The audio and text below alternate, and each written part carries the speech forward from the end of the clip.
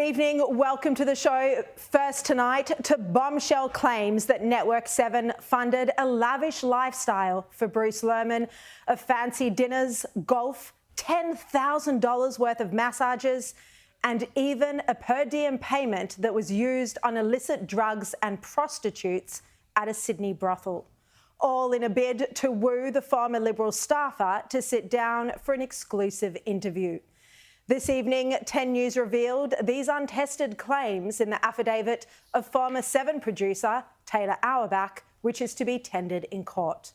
Further revelations came in the hearing this evening, which saw Justice Michael Lee sensationally reopen Lehrmann's defamation case against 10 and Lisa Wilkinson. Network 10's lawyers said that if Auerbach's evidence was accepted by the court, Lehrmann has engaged in an outrageous contempt of court. Wilkinson's lawyers suggested that television network Channel 7 faces accusations of destroying documents if the evidence was accepted. These stunning developments just 48 hours before Justice Lee was set to deliver his long-awaited verdict. That verdict will now be delayed until at least next week. His decision to reopen the case based on new material provided by former 7 insider Taylor Auerbach, who's prepared a sworn affidavit. 10 revealed that, included in his affidavit, still untested, Auerbach claims that Lehrmann was a source of material for 7, including handing over Higgins' private text messages with her ex-boyfriend, Ben Dillaway, which was alleged to have been obtained from the aborted criminal trial. He also claims that 7 covered a $400 round of golf in Tasmania for Lehrmann, along with dinners at fancy Sydney restaurants, Spice Temple and Franca, to the tune of nearly $1,000. And this is the most explosive part, $10,300 worth of massages. $10,300 in massages. According to a news report on Channel 10, Auerbach also reportedly claims that 7 reimbursed Lehrmann via a daily work allowance for illicit drugs and prostitutes at a Sydney brothel in 2023. Now, the brothel is what I was referring to last night when I told you the allegations by Auerbach included entertainment for Lehrmann that a reasonable person would find dodgy. As I said, these claims have not yet been tested in court, and they will be when Auerbach is subject to cross-examination. In court just this evening, and this is all breaking news, barrister Sue Chrysanthu questioned whether Network 7 had been entirely honest about the benefits to Lehrmann or in relation to the documents produced. She said, and I quote, "It appears," it referring to the evidence, appears to, if accepted, demonstrate that neither Network 7, who were required to respond to 2 subpoenas, or Mr. Lehrmann have been entirely honest about the financial benefits Lehrmann has received. 10's barrister Matthew Collins said that it would be, and I quote, "an outrageous contempt of court by Bruce Lehrmann if the evidence presented by Auerbach is accepted by Justice Lee."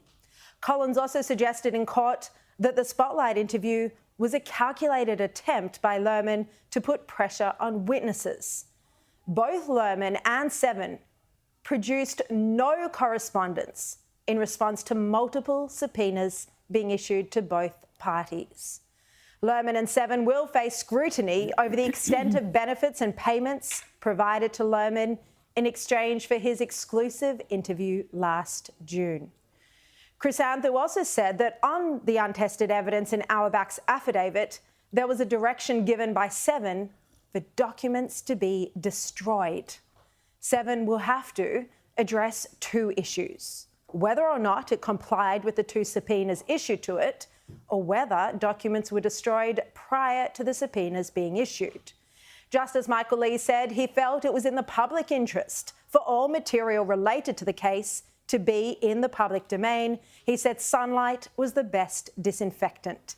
And he accepted Matthew Collins' submission that it raises wide issues, including whether the proceedings were an abuse of process. He also offered Lehrmann's barrister the opportunity to get instructions on whether Lehrmann's answers to court are still truthful. Now, this is all breaking news, stunning developments in federal court just this evening. And we're going to come back to this story. It is extraordinary. A bit later in the program, I'll be joined by Carolyn Marcus at the federal court, also legal affairs expert Sam Macedoni.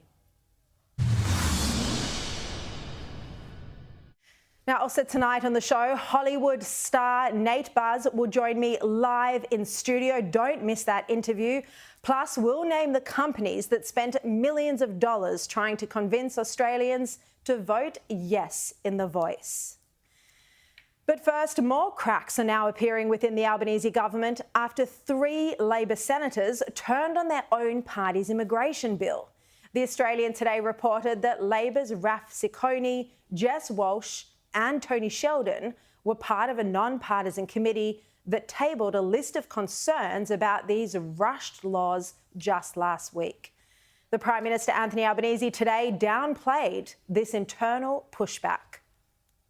We put forward practical legislation before the Parliament to deal with the gap that has been there in the legislation for some period of time.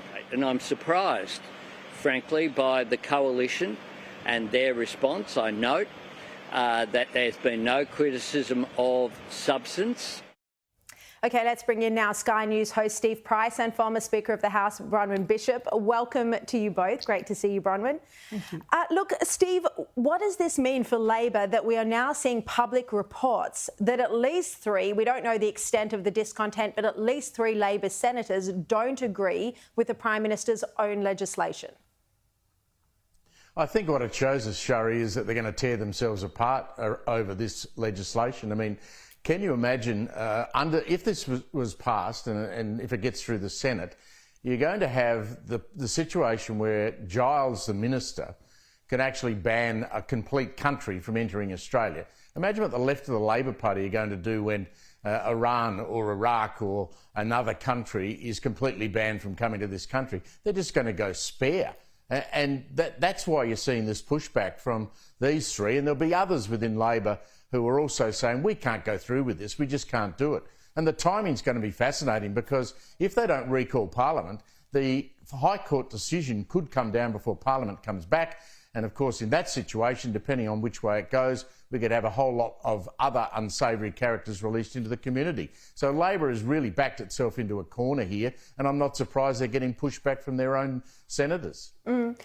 Look, and it is 6 weeks until Parliament resumes. Bronwyn, what do you actually think about these laws? They are controversial. They're being opposed by the left of the Labor Party. They're being described as Trump-style legislation. What do you think about them? Well, one of the interesting things said in the Scrutiny of Bills report was that they were concerned about mandatory sentencing. And that's the 1-year compulsory sentence for someone who refuses to go back. Now, I've said before that one of my concerns about the legislation is that it could actually act as a pull factor, that the people smugglers who look at everything that happens here could say, well, you've only got to do 1 year, maybe 5, but then it's now going to be judicial discretion. If that gets changed, it's worth a punt. Refuse to go. It doesn't matter if you get sentenced to a year. You do a bit of jail time and then you get to live in Australia for the rest of your life. Exactly, and because there's no guarantee that it would be a year after year after year if they continue to prosecute them, they'd say it's worth the punt. So I think there are a lot of things that needed to be looked at in the legislation, and the idea that you could give Giles so much power when he'd be totally unwilling to exercise it, in my view, because we know his background and that he really wants these people to come in and stay. Yes, yes. So I think I agree with Steve. They have backed themselves into an awful hole because at the end of the day, they get out there and say that we're protecting the borders just as the coalition did, but they're not. They never will be because they don't believe in it. No, and they got rid of Mike Buzolic, who was actually protecting the borders, and now they want to strip him. Exactly. And now this punitive, bitchy action to try and take his order away, I think is just a disgrace. Although, of course, the Albanese government says it has nothing to do with that and it's an independent process. Now, it's name and perhaps shame time. The Australian Electoral Commission has revealed the biggest donors to both the Yes and No campaigns for The Voice. All up, the Yes campaign spent $55 million, more than twice as much as the No campaign, which spent over $25 million. God, Steve, you can think of other uses for this money. The AEC today also named some of Australia's biggest companies, ANZ, Woodside Energy, Rio Tinto. You can all see how much they donated on the screen. Millions of dollars, Steve. Corporate Australia trying to tell voters what to do, what to think. Well, they backed the wrong horse. They got it completely wrong, and they showed exactly, Sharri, how they're completely out of touch. These are a bunch of woke board directors who want to be able to go along to the opera or a dinner party or a barbecue and say to their friends, well, our company, and I'm a director on the board, we backed the Yes campaign, we put the money in there, and they were hoping, of course, that the vote was going to get up. When it didn't get up, I wonder what they're now saying. Woolworths was another one. I mean, really, seriously. I mean, my superannuation fund has shares in all of these companies, including the Commonwealth Bank and ANZ and Woolworths. No one asked me whether I was happy that that money was donated to the Yes campaign. They should have all kept out of it and let the Australian people have their say. They've now got mud all over their faces. It's embarrassing. Is it a lesson for corporate Australia, Bronwyn? No matter how much money you spend, you can't force a change in the Constitution if the people, if Australians don't want it. I think that's only part of the story. I think there's more to it. If you look at those companies that donated the money, in one way or another, they are tied to government. The banks get a guarantee. The mining companies need to get government permission. The supermarkets maybe knew they were under the pump.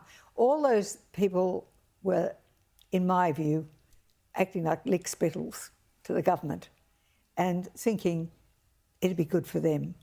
I think the points that Steve made are absolutely right, but I think there is that aspect to it as well. Yeah.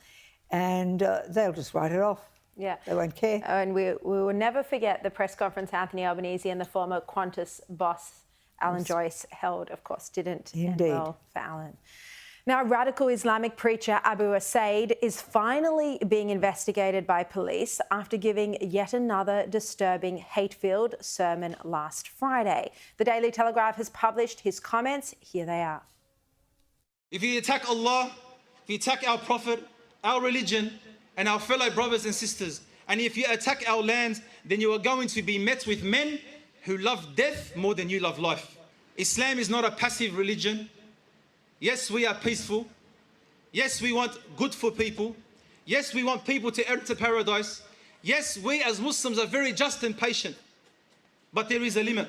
Muslims are being killed, oppressed at the hands of the worshippers of cows, rats and monkeys.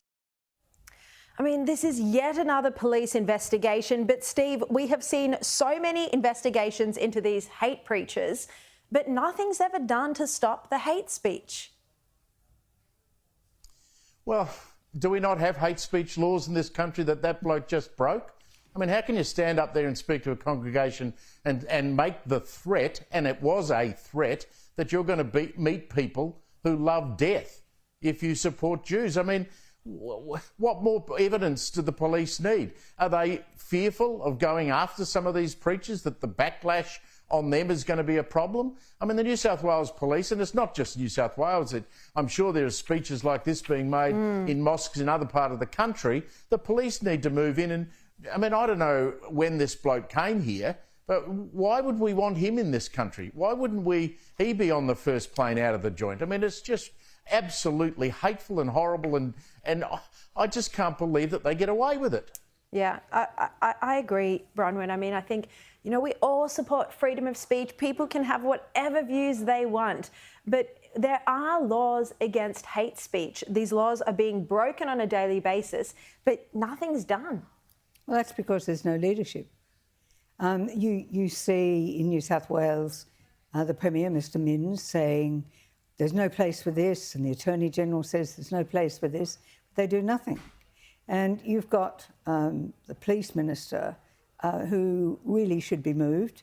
Yes. She's been found wanting in so many areas, but it's that whole area where there's no enforcement and there's no action from the Attorney-General, because they just let Mr. Minns be the front piece, say nice things, and then they get on with it.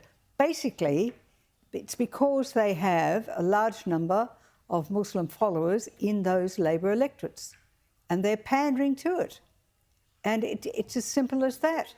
And if we don't have governments give real leadership and really enforce the laws in a fair way, then we get into this sort of mess, and it cannot be allowed to continue. It just can't. I'm not accusing that particular preacher of doing this, but the problem is if the hate speech goes so far that it could incite violence, that's when it's a seriously major problem, not to mention encourage anti-Semitism at a time we've already got a crisis in this country. But that is the lack of political leadership.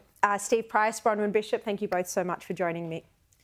Now, after the break, Hollywood star using his platform to counter anti-Semitism and pro-Palestinian lies. Nate Buzz will join me live in studio next. We're also going to have the latest on the sensational developments from the federal court in Sydney after the breaking news that Bruce Lehrmann's defamation case against Network 10 has now been reopened. Stay tuned, a massive show tonight.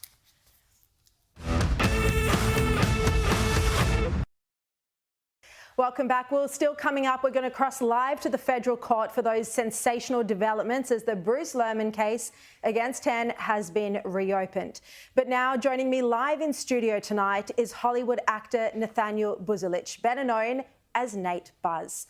Nate grew up here in Sydney, Australia, before rising to global fame when he was cast in The Vampire Diaries.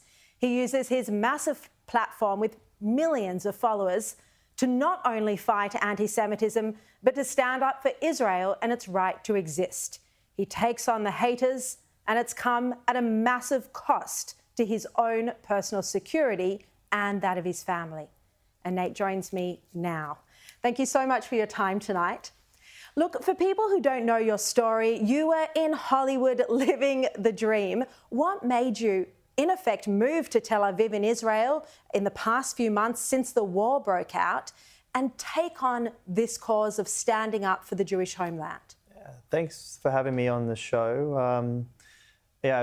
I'm an actor in Hollywood, but I'm also a person of faith. And, for someone who reads their Bible, understands the biblical narrative and tends to look at the world with a biblical lens as opposed to a secular lens. What I saw happening in Israel over the last several years was something that was, I guess, not only predicted by Jesus as times come to an end, that the nation of Israel would not only be reestablished, but there would be a hatred towards them. It's something that really kind of drove me to sort of speak up. So I've been going back and forth to Israel for the last several years. I think this will be my 29th or 30th trip on my way back. And during that time, I've seen the rise of anti-Semitism, not only towards the nation of Israel, but just to Jewish people all over the world. And once you see it, you can't unsee it. So, it was an unexpected role that I've taken, and it's definitely had, some consequences to that. But I think one of the most powerful things that I've seen is the response from Jewish people, not only all over the world, but particularly in Israel. Everywhere I go in Israel today, I will be stopped in the streets from people thanking me for my support. And at first it was something that I just kind of took lightly. Of course, I'm supporting the nation, but what I quickly realized is so few people are willing to stand with this nation because of the backlash, that they don't expect people to not only see what's happening from their point of view, but also to support them so publicly, especially not being Jewish or Israeli. Absolutely, and we should say that, and you mentioned your faith, you are a Christian, you're not Jewish, and you have been so incredible in your support. Look, we're seeing that in Australia, this lack of leadership. The very few public figures are coming out to support Israel or to support the Jewish community as there's such a crisis of anti-Semitism. In fact, our political leaders, Penny Wong and Anthony Albanese, keep demanding of Israel, not of Hamas, but of Israel, a ceasefire. What do you say to people like Albanese and Penny Wong who keep calling for a ceasefire before Hamas is destroyed? Yeah, well, I have pretty strong feelings about Penny Wong. She actually did visit Israel recently. She refused to go to any of the sites of October 7th, which I think was pretty telling about her position. The Australian government has really flopped in terms of leadership. Instead of asking for a ceasefire, I think they should be calling for Hamas to surrender and hostages to be returned. That's how this war comes to an end. You know, Hamas controls Gaza, they control the information coming out of Gaza, and I think, you know, there's no way that any government, particularly Israel, can really negotiate with a group that has a radical ideology that wants to destroy another nation, another group of people. What I've found to be the most telling thing about this conflict is everything that the Palestinian narrative presents is actually what they hope to do, you know, and they're experts at language. They use apartheid, occupation, and now most recently genocide, none of which are true. In fact, everything that they hope and plan to do ultimately is what they're claiming Israel is doing to them. So Hamas wants to destroy Israel. Well, from Hamas the river, wants to eliminate the Jewish people. Intifada, from the river to the sea, these are calls for genocide.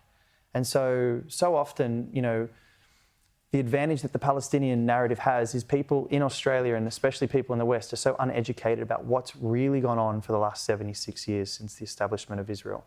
This is a nation that has been under threat from the Arab populace from day one. You know, on the 14th of May 1948, Israel declared independence from the British Mandate. There was no Palestinian identity in 1948. This was something that would come much, much later in the 1960s, when the Arab populace that was opposed to a Jewish presence in the land wanted to create an identity to sort of forge a stronger claim to the land.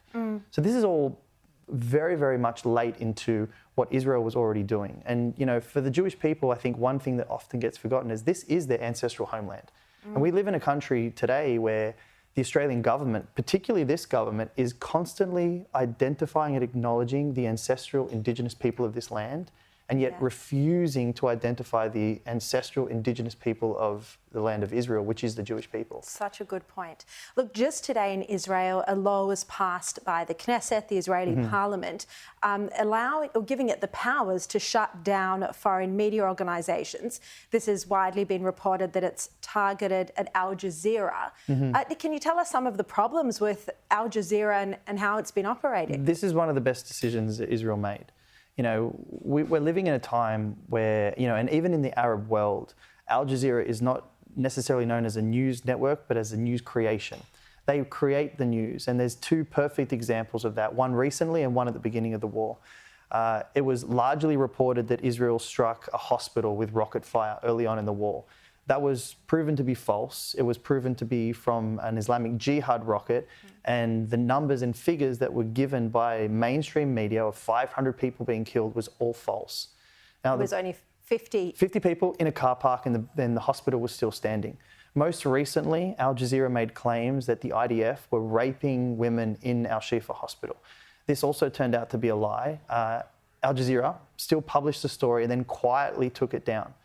And they are causing so many problems because people will see the original news article and they'll believe, because it's from a source like Al Jazeera, that it's got to be true. And then they'll start supporting this idea that the IDF is raping women within the Al Shifa hospital. Now, again, we go back to October 7th, and the UN has admitted that there is ample evidence from body cam footage that it was actually Hamas that was raping women. Yeah, of course. And so again, like I said before, whatever the Palestinian narrative is actually presenting is exactly what they want to do or they've done, and now they're trying to shape it on Israel. Al Jazeera is a toxic problem. They're the mouthpiece of Hamas. Where are the Hamas leadership? They're in Qatar. Where does Al Jazeera's base come from? It comes from Qatar. So I think it's the best decision Israel made. And the fact that Israel had to vote on this law also proves one thing: they're a democracy. They're not run by a dictator or a radical ideology like Hamas in Gaza. And the other question I would pose to the Australian public is, tell me where the integrity of media is coming from in Gaza. Tell me if there's free media in Gaza speaking about what's going on. Hamas would never allow it. Of course Absolutely not. Of course not. Just before you go, Nate, can you talk a bit about the personal consequences that you speaking up, just like you are tonight, has had on you in terms of your security, but also your career in the US? Yeah, look, this is a politically divisive topic. And for whatever reason, the trendy position to sit in right now in our current history is to support a Palestinian movement, which is ultimately supporting a terrorist organisation called Hamas. Because it's the current government in Gaza. Because it's the current government in Gaza. They are calling all the shots. And even if you look at and you take Hamas out of the picture, then you've got Hezbollah. and you've got the Islamic regime. And for whatever reason, people are supporting this movement because they are experts at creating and manipulating the truth. They can say whatever they want. It doesn't matter if it's true. And for whatever reason, people are getting behind that. So I've become a politically divisive figure purely because I'm standing in a very, very narrow road supporting a nation of people who... Has it had career consequences Look, for I'm you? sure it will. You know, if you're a movie producer, if you're working on a TV series and you've dedicated the last 5 years of your life to getting a show up and running, you don't want to risk hiring an actor that may become a political situation where you may have to justify why you've hired this person. I mean, we can look at the new James Bond. It's a Jewish actor, and now there's a call for backlash against this movie franchise. So, you know, this is one of the strategies of the Palestinian movement, is to either create fear or scarcity or put you into a corner where you're going to lose something. This is what they're experts at. This is what they do. This is why they've been so successful. You know, if you stand up and you speak for Israel, you are going to face the consequences, the full consequences of a movement that doesn't have truth on its side. And when you don't have the truth on your side, you have to use other tactics to push your agenda, which is violence, fear, intimidation, everything we're seeing in these marches and these protests. And it's incredible, despite all the hate that I know you get, that you still have the courage to speak publicly, to live in Israel, to post on your social media, to report what's happening, to go to the sites of the massacre. You know, nothing is making you back down. You have the strength, well, the internal fortitude. Yeah, this is the Christian mentality. You know, Jesus has very, very strong words to those who truly want to follow him. And he says, if you were like the world would love you. But he says, because you're not of the world, they're going to hate you because they hated me first.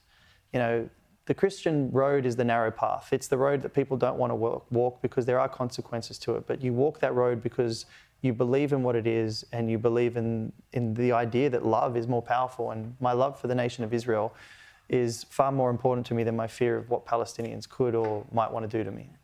Well, Nate, we so appreciate having you speak out.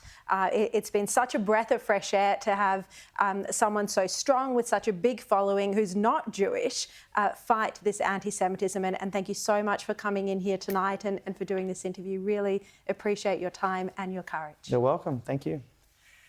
Now, coming up, explosive breaking news in the Bruce Lehrmann defamation case against 10 that's now been reopened. We're going to cross live to the federal court, and I'll be joined for full analysis by a legal expert. Stay tuned.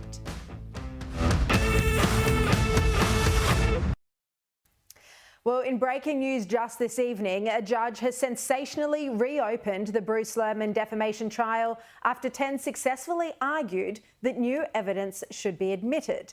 Senior reporter Caroline Marcus is live at the federal court. Caroline, thanks so much for joining us. Look, this has been an absolutely extraordinary development this evening, and it means that the judgment that was meant to be handed down just on Thursday is now going to be delayed. That's right, Sharri, and we don't know when that judgment will come, although Justice Michael Lee has said that it's in the public interest for him to resolve this very quickly. He's hoping he may be able to hand it down at least next week at the earliest, but it's all because this delay, because of fresh new evidence that 10 has lodged this urgent bid with the court to reopen the case to hear. Now, we heard in court at a late evening hearing today that this evidence centers around more than 2,300 pages of text messages that were described as deeply personal between Brittany Higgins and her then boyfriend at the time she alleged that she was raped. The evidence also includes some other material that had been provided to Seven's Spotlight program. The claims were made by a former producer with that program, Taylor Auerbach, who says in a series of signed affidavits that Mr. Lehrmann was the source of that highly sensitive material. Now, as well as the text messages between Brittany and her then boyfriend, there were also text messages between Ms. Higgins and Peter Fitzsimons, the husband of Lisa Wilkinson, who was negotiating a book deal for her. There was also 5 hours in audio recordings. I know you played excerpts of that on your program, Sharri, of a pre-interview project meeting between Ms. Higgins, Ms. Wilkinson, and one of her producers that was said to be highly embarrassing for Ms. Wilkinson. In particular, comments she'd made about the former Defence Minister, Linda Reynolds. Now, all of that had been part of this Spotlight program, and it's alleged that Mr. Lehrmann was the leak of that material, which would be in breach of his obligations, as they had never formed part of that criminal trial, which collapsed due to juror misconduct. Now, earlier in the federal court proceedings, his lawyers, Mr. Lehrmann's lawyers, had denied that he was behind this leak. Justice Lee has agreed to allow this new evidence to be heard and for Mr. Auerbach to be called to the stand on Thursday to be heard on it and to be challenged by the parties. Ten's barrister today said that this fresh new evidence goes to questions of Mr. Lehrmann's credibility, and he said if accepted by the court, they could represent a serious charge of outrageous contempt of court.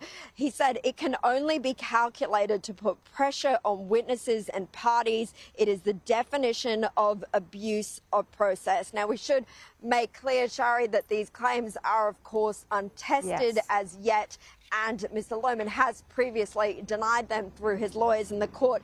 His lawyer today, Matthew Richardson SC, said this new evidence was trivial, and he said both principal witnesses in this case, that is Mr. Lehrmann and Ms. Higgins, are alleged by both sides to have told dozens of lies. His point was that there were already issues around the credibility of these witnesses and that this new evidence wouldn't have much weight. But Justice Lee did say he would hear it, and so we are standing by for more explosive allegations to come out on Thursday. Absolutely. Caroline Marcus, thank you very much for that update. Well, let's bring in now Macedoni legal principal Sam Macedoni. Thank you for joining me tonight. Now, for your analysis, you were watching this unfold in the federal court live this afternoon, as were we here at Sky News. One of the things that arose in the case is whether there has been full disclosure by both Seven and Bruce Lehrmann about any benefits that he may have received. We've heard details tonight. I reported them earlier on in the show that the affidavit that former Seven insider Taylor Auerbach has prepared, as reported by Channel 10 News tonight, contains allegations that there was money spent on massages, $10,000 on massages, prostitutes, illicit drugs. This is all going to be highly damning. Well, it is, and what the judge said was that it was important for the public interest that any evidence that might be relevant should be aired in court. In other words, he doesn't want anyone to think that some evidence was suppressed and not put before the court. So he'd rather let everyone have their say so that he can then make an informed decision on everything. The evidence that is really being pressed is evidence that Lehrmann breached what's called a Harmon undertaking, and he gave Channel 7 information that was privileged and that he shouldn't have given them. And they say that he did this in order to embarrass the girl and to embarrass other witnesses that might come forward in a defamation case. And as a result of that, it was, intimidate the potential witnesses. So it was an abuse of the process, which is a very, very serious allegation, and one in which the counsel for Channel 10 said was a contumelious contempt of court, and that's very serious. But as the judge said, I've already found and indicated that both parties really have lied. Does this really go to his credit only, or does it go to more than that? And the argument from Channel 10 is no, it goes to an abuse of process.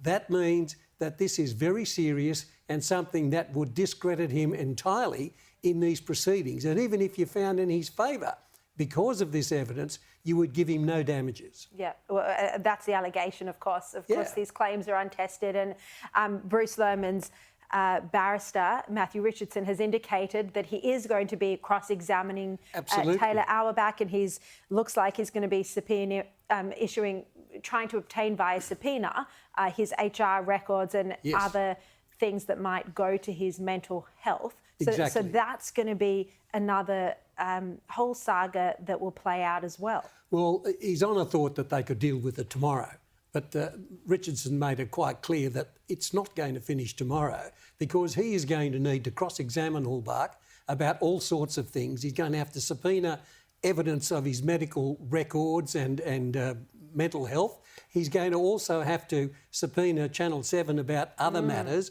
and this could go on for 2 or 3 days. I have to tell you, Sam, this is not a legal opinion, but this is Channel 7's worst nightmare, to have all their dirty laundry exposed like this in a federal court. But 7 faces questions as well, as I reported earlier tonight, whether it complied with a subpoena properly or whether it destroyed documents. Yes, and when did they destroy it? Before the subpoena or after the subpoena? These are questions that are still unanswered, but this opening up of the case is going to open up an envelope of a lot of other bits and pieces. This is a case that's never going to end by the looks of things. I mean, one thing after another. His Honour is hopeful of giving a decision not on Thursday, but sometime next week. Good luck.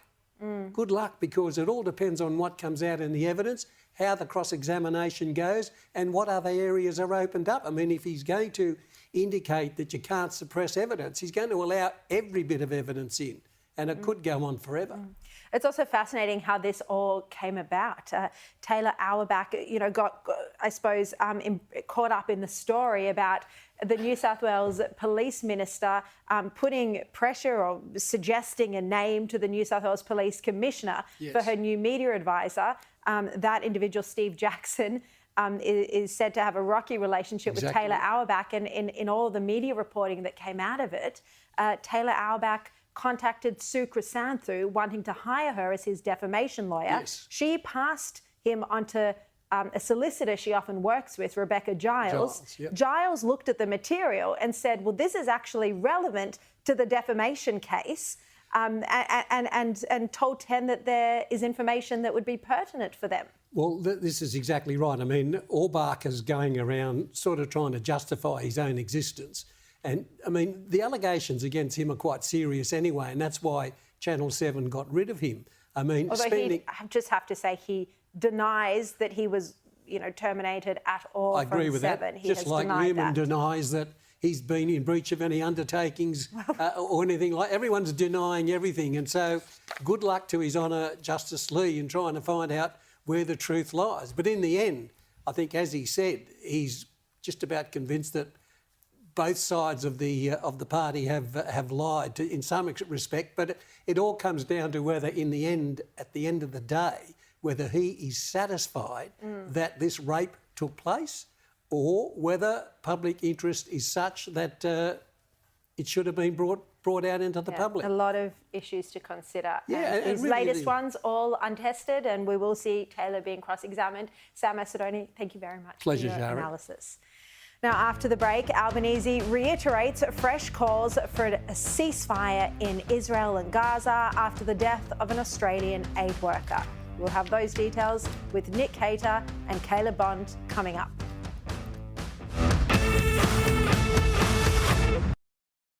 Welcome back. Well, let's go to the very sad news today that an Australian aid worker in Gaza has died. Zomi Frankham's death is a tragedy and it's devastating. She was in Gaza with the World Central Kitchen charity when an Israeli airstrike hit her convoy. The IDF says it's conducting a thorough review at the highest levels to understand the circumstances of this tragic accident. But the Albanese government has hauled the Israeli ambassador in, and the Prime Minister is demanding accountability. Have also requested a call-in from the Israeli ambassador to Australia as well. We want full accountability for this, because this is a tragedy that should never have occurred. This tragic incident will now be investigated by an independent body in Israel, the IDF has announced. This incident is a reminder of just how dangerous it is to visit a war zone, extremely high risk. The official Australian travel advice says, and I quote, "We continue to advise do not travel to Gaza."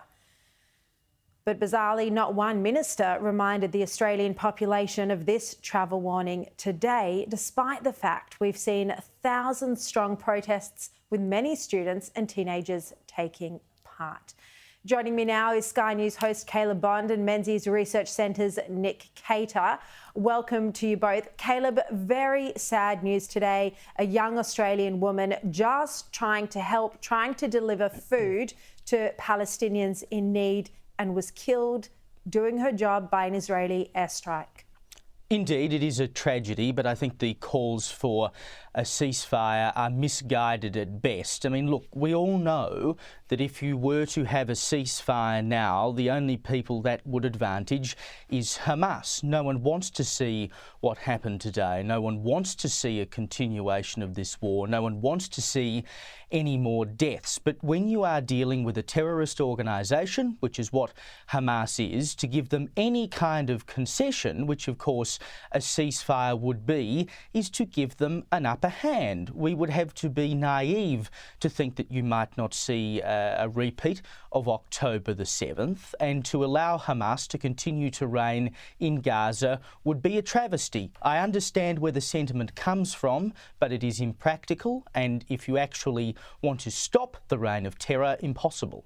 Yeah, look, I think Caleb's right, Nick. The Prime Minister did take the opportunity today to repeat his calls for a ceasefire. You can't have a ceasefire when Hamas is still in control. And quite bizarrely, today he said, you know, we need an urgent Palestinian state.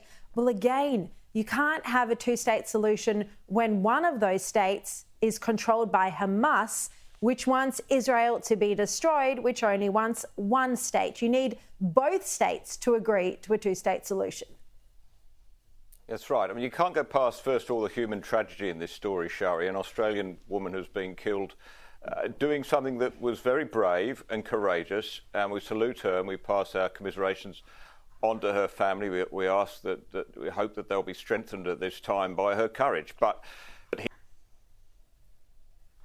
And I think what hasn't got through to a lot of people on the woke left is that wars are very different. When you're in a war, you have to win that war. And I think for us to sit there as backseat drivers and tell the Israeli commanders what they should and shouldn't do in this situation is not helpful at all. The Israelis have one very clear strategic goal, and that's to wipe Hamas out of Gaza. And nobody would disagree with that aim when you see what Hamas did on last year on that dreadful day. But you know, we have to just get out of the way and know that the Israeli Defence Force, out of all the defence forces in the world, is so very, very careful about civilian casualties, as careful as it can be in a situation like that, because they know that they're held to very different standards to their adversaries. And of course also to avoid loss of civilian life.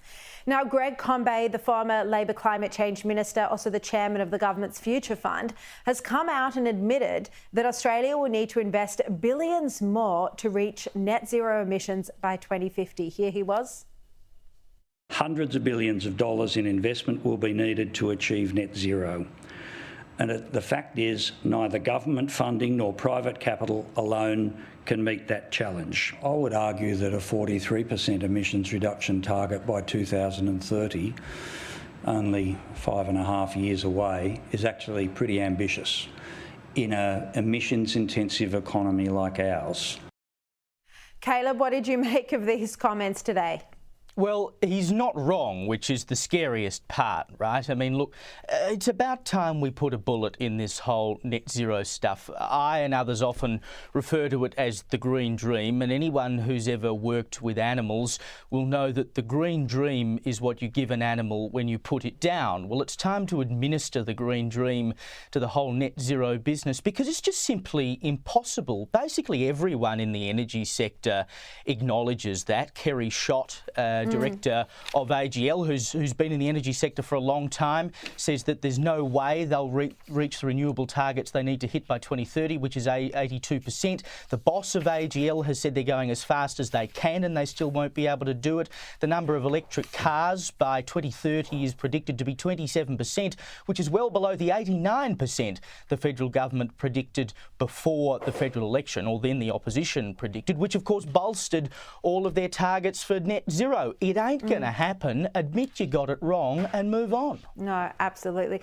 And then meanwhile, Nick Cater, we had Rod Sims, who is the former head of the competition watchdog, admitting that he's not sure Australia has a natural advantage in producing solar panels domestically. He said this to the Fin Review. He said there are reasons to support an industry that has a clear future with comparative advantage. What I don't know, one way or the other, is whether solar panels do. What do you think of that, Nick Cater?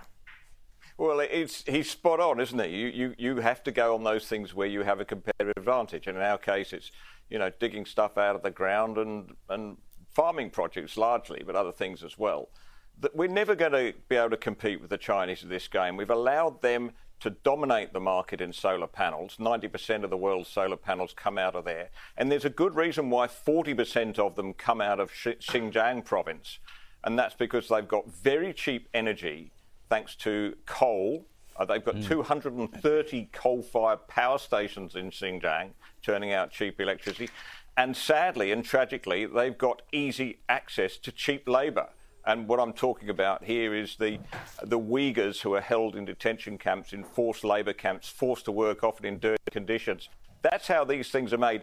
We can't compete on energy, and thank goodness we can't compete on slave labour. So the Chinese have got hold of this market. I think the sensible thing to look at is whether we need such a huge reliance on renewable energy, which puts us in the hands of China, which is the Saudi Arabia of renewable energy, whether we want that or whether we actually go for something more sensible, like nuclear, for instance. And all these questions, Caleb, come at a time when you have the government for private jets, Anthony Albanese, Chris Bowen, each taking their own private jet to a renewable announcement in the Hunter Valley, a photo opportunity when they could have made the same point in Canberra where they were without wasting the taxpayer money, not to mention the carbon emissions. This story, of course, broken by Ben Fordham yesterday. Indeed. I can't get over this because, of course, they could have flown. They went to Muswellbrook, to Liddell Power Station, right? So they could have flown the Prime Minister's plane into Newcastle, and the car trip from the Newcastle airport to Liddell would have taken about 40 minutes longer than the car trip from Scone to Liddell. So it's not as though that would have been a major task for them to perform, and we know that one plane left half an hour after the other one anyway. So it's not as though they were that worried about the time. Those planes that they took there take 14 passengers each. Now, I've been on a few private planes around Victoria, and I can tell you that when we have flown on them, it's cost us a shed load less than $100,000 to do it, and we've flown, across into Western Victoria and back in one day. As if they couldn't have taken a commercial flight, or they couldn't have flown the Prime Minister's plane into Newcastle, or they couldn't have found some other way to do it. But no. We've got to be lectured about climate, and we've got to have all these solar panels that no one will buy because the Chinese ones are cheaper, and we'll spew all this stuff out into the atmosphere. $100,000, thank you very much. But who cares? It's only your money. Yes, that's the thing, Nick Cater. People hate being lectured to pay more on emissions when the people lecturing us, the holier than thou, Anthony Albanese and Chris Bowen, then don't practice what they preach. You've got 20 seconds. 20 seconds. I think they're mad. I think they should have taken the car and stopped at a few wineries on the way back. I mean, they've got a designated driver after all. I mean, why would you want to fly to Muswellbrook and fly over those beautiful wineries? I think they're crazy. Well, or don't go at all. Just have the announcement in Canberra where all the journalists are in any case. I mean, it was a complete waste of money. Some $100,000 in taxpayer funds. Ridiculous. Nick Cater, Caleb Bond, love having you both on the show as always. Now, that's all we've got time for tonight. Massive show. I'll see you 8 o'clock tomorrow. Here's Paul Murray.